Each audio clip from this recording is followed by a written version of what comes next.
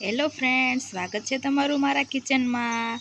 આજે આપણે બનાવીશું તમ-આઠમ સ્પેશિયલ શકરપારા, જે ખાવામાં ખૂબ જ મજા આવે છે અને એકદમ ક્રિસ્પી અને એકદમ પડવાળા શકરપારા આપણા બને છે। તો ચાલો આ શકરપારા સ્ટાર્ટ કરીએ। આપણે સામગ્રી લઈશું। આ મેંદાનો લોટ છે, 1 વાટકા જેટલો, અડધો ગ્લાસ પાણી છે અને આ ઝીણો રવો લેવાનો છે આપણે, અને 1 વાટકી ખાંડ છે અને 2 ચમચી જેટલું ઘી છે। હવે આપણે પાણી બનાવી લઈએ ખાંડનું। એના માટે આપણે અડધા ગ્લાસમાંથી અડધું જ નાખવાનું છે। હવે આપણે એમાં 1 વાટકી ખાંડ ઉમેરી દેવાની છે અને સારી રીતે મિક્સ કરી લેવાનું છે। એ વાતનું આપણે ખાસ ધ્યાન રાખવાનું છે કે ચાસણી નથી બનાવવાની, એટલે આપણે ખાલી ખાંડ ઉકળી જાય ત્યાં સુધી જ આપણે એને ઉકાળવાનું છે। હવે આપણે આને ઉતારી લઈશું અને લોટની તૈયારી કરી લઈએ। આ લોટ પહેલાંથી મેં ચાળીને રાખેલો છે। હવે આપણે આમાં આ ઘી ઉમેરવાનું છે, 2 ચમચી જેટલું, થોડુંક બચાવીને રાખવાનું। હવે આને આપણે સારી રીતે મોણ આપી દેવાનો છે। મોણ આપતી વખતે ખાસ ધ્યાન રાખવાનું છે કે આને આપણે લોટ બાંધતા હોય એ રીતે જ મોણ આપવાનો છે। આવી રીતે મુઠ્ઠી પડે ત્યાં સુધી મોણ આપવાનો છે। આ ખાસ ટ્રીક છે, 2 હાથે આપણે મોણ આપીએ ને તો બધું એકસરખું મિક્સ થઈ જાય છે અને આપણા શકરપારા એકદમ ઉફેલા અને એકદમ સરસ રીતે બને છે। હવે આપણે આ પાણી ખાંડનું છે એ થોડું થોડું આપણે ઉમેરવાનું છે। થોડું થોડું જ ઉમેરવાનું છે, કારણ કે ઝાઝું ઉમેરી દઈશું તો લોટ આપણો ઢીલો થઈ જશે અને શકરપારામાં લોટ આપણે કડક જ રાખવાનો છે। આવી રીતે લોટ બાંધી લેવાનો છે। થોડું થોડું પાણી ઉમેરતું જવાનું છે જરૂર પ્રમાણે। લોટ આપણો બંધાઈ ગયો છે, એમાં આપણે ઘી બચાવેલું એ લગાવીને થોડીક વાર આપણે એને 5 મિનિટ જેવું રાખવાનું છે। હવે આપણે આ રીતે બધા સરખા ભાગમાં અલગ કરી લેવાની છે। હવે આપણે એની રોટલી વણી લેવાની છે।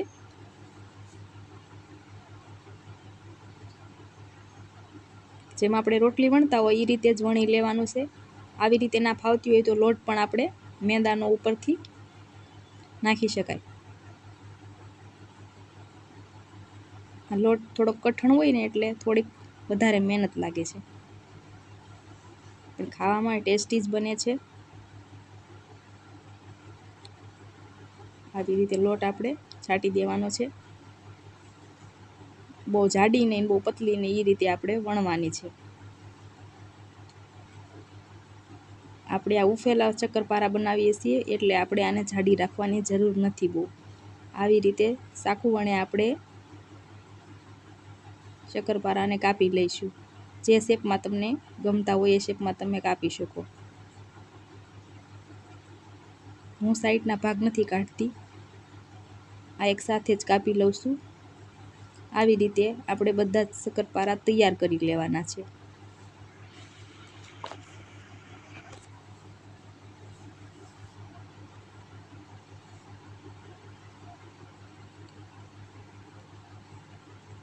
આવી રીતે બધી જ રોટલીને તૈયાર કરી લેવાની છે।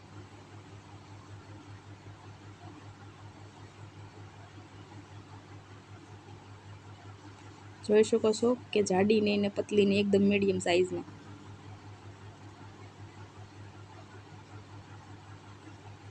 આ મોટી સાઇઝના મેં બનાવ્યા છે, નાની મોટી 2 સાઇઝના આપણે તૈયાર કરી લઈશું। આ શકરપારા આપણે બાળકોને ટિફિન બોક્સમાં પણ આપી શકાય અને નાસ્તામાં પણ આપી શકાય। હવે આપણે એક કડાઈમાં તેલ ગરમ કરી લઈશું। તેલ ગરમ થઈ ગયું છે આપણું। હવે આપણે એમાં શકરપારા ઉમેરી દેવાના છે અને એક સાથે એને ફટાફટ એને એકદમ મિક્સ કરી દેવાના છે, કારણ કે આ એક જ બાજુ ફટાફટ ચડી જતા હોય છે, એટલે એને એકસાથે આપણે હલાવતું રહેવાનું છે। તૈયાર છે આપણા શકરપારા। હવે આ મોટા શકરપારા છે એ તળી લેવાના છે। આવી રીતે ફટાફટ આપણે એને હલાવતું રહેવાનું છે। જોઈ શકો છો અમુક શકરપારાનો કલર બદલાઈ ગયો છે, એવી રીતે બધા શકરપારા આપણે એને ફેરવતું રહેવાનું છે।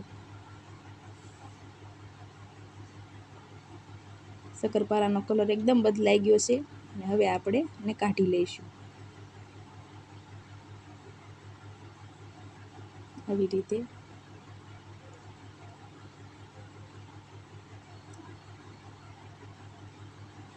આ શકરપારા તૈયાર જ થઈ ગયા.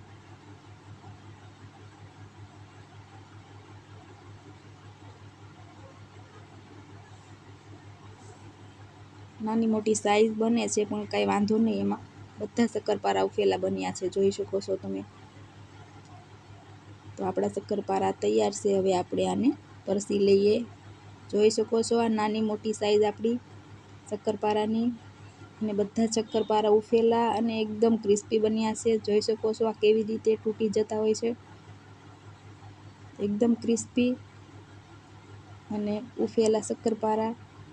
આ શકરપારાની રેસીપી તમને ગમી હોય તો મારી ચેનલને લાઇક, શેર અને સબસ્ક્રાઈબ કરજો. જય માતાજી.